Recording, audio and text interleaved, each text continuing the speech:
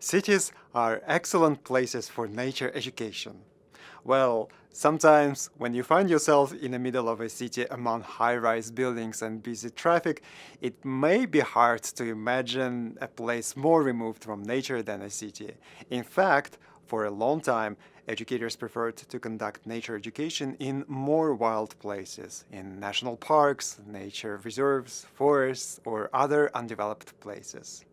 However, people realize that cities can also offer rich opportunities for nature education. Studies have shown that some cities have higher levels of biodiversity than surrounding landscapes.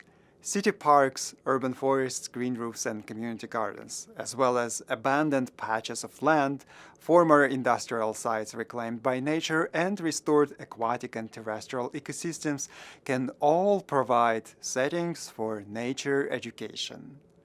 Because humans share urban spaces with street trees, plants, birds, mammals, fish, and insects, we can strengthen our connection to nature right in cities where we live.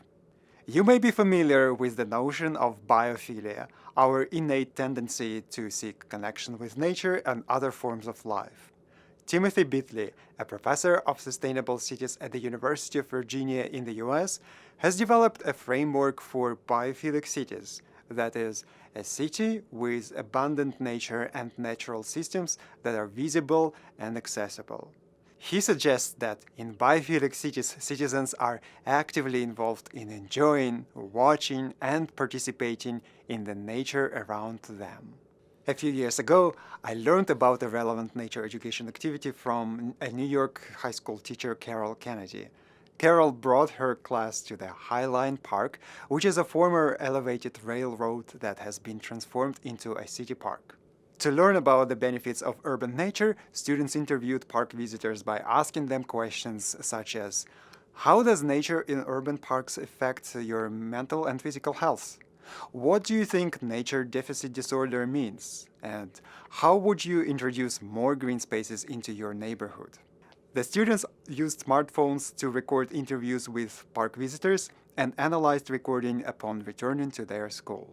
In addition to learning from park visitors, the students worked with community members to transform an abandoned city-owned lot across the street from their school, which was full of garbage, weeds, and overgrown shrubs, into a garden.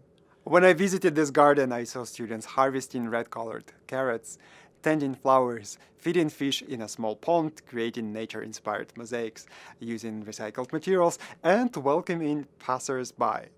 These examples of nature education taught me that you can learn about nature in cities firsthand through interacting with park visitors and through restoring untended public spaces. Today, a huge diversity of nature education activities exist in cities, including adventure education, stewardship, gardening, guided walks, and citizen science.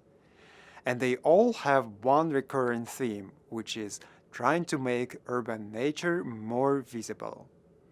In line with this idea, Eric Sanderson, a landscape ecologist from the Wildlife Conservation Society in New York City, argues that while we may be aware of large urban parks and waterways, much of urban nature, including its history and its future, remains hidden to the untrained eye. He has reconstructed in words and images how New York's Manhattan looked 400 years ago, and how it was transformed from forests, meadows, and wetlands to dense urban neighborhoods, skyscrapers, and urban parks. Building on this work, nature education can reveal urban nature by engaging participants in mapping the green spaces in cities, visiting remaining natural and human-made ecosystems, learning about the history of green spaces, and reimagining the future of green cities. Whereas we've created cities as a predominantly human habitat, nature education teaches us that cities are not devoid of nature. Nature education can help children and adults benefit from nature connection in cities and motivate us to introduce more nature to our urban landscapes and daily experiences.